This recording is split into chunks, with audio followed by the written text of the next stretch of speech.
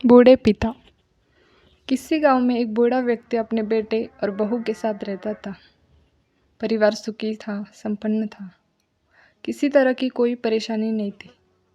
बूढ़ा बाप, जो किसी समय अच्छा खासा नौजवान था, आज बुढ़ापे से हार गया था। चलते समय लड़खड़ाता था, अब तो लाठी की जरूरत पड़ने लगी थी।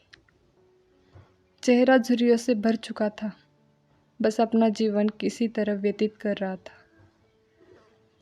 घर में एक चीज़ अच्छी थी कि शाम को खाना खाते समय पूरा परिवार एक साथ टेबल पर बैठकर खाना खाता था।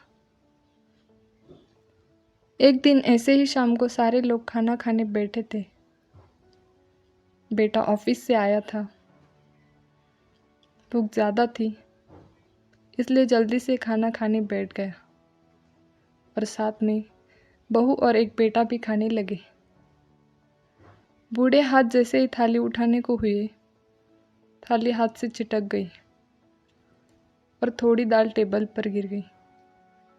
बहू बेटे ने घृणा दृष्टि से पिता की ओर देखा और फिर से अपना खाना खाने में लग गए।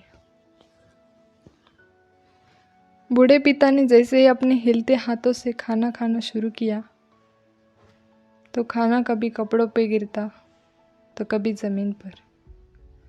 बहू ने चिढ़ते हुए कहा, हे राम, कितनी गंदी तरह से खाते।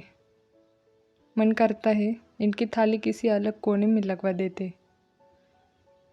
बेटे ने भी ऐसे सिर हिलाया जैसे पत्नी की बात से सहमत हो। नन्हा पोता ये सब मासूमियत से देख रहा था। अगले दिन पिता की थाली उस टेबल से हटाकर एक कोने में लगवा दी गई। पिता की डबडबाती आंखें सब कुछ देखते हुए भी कुछ बोल नहीं पा रही थी। बूढ़ा पिता रोज की तरह खाना खाने लगा। खाना कभी इधर गिरता, कभी उधर। छोटा बच्चा अपना खाना छोड़कर लगातार अपने दादा की तरफ देख रहा था। माँ ने पूछा, क्या हुआ बेटे? तुम दादाजी की तरफ क्या देख रहे हो और खाना क्यों नहीं खा रहे हो? बच्चा बड़ी मासूमियत से बोला, माँ, मैं सीख रहा हूँ कि वृद्धों के साथ कैसा व्यवहार करना चाहिए। जब मैं बड़ा हो जाऊँगा और आप लोग बूढ़े हो जाओगे तो मैं भी आपको इसी तरह कोने में खाना खिलाया करूँगा। बच्चे के मुंह से ऐसा सुनते ही बेटे और बहू दोनों काँप उठे।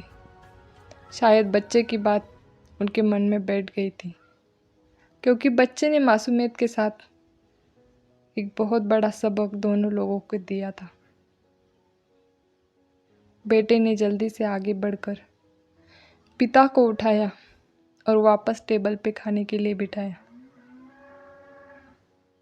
और बहू भी भागकर पानी का गिलास लेकर आई कि पिताजी को कोई तकलीफ ना हो। दोस्तों, माँ बाप इस दुनिया की सबसे बड़ी पूंजी है।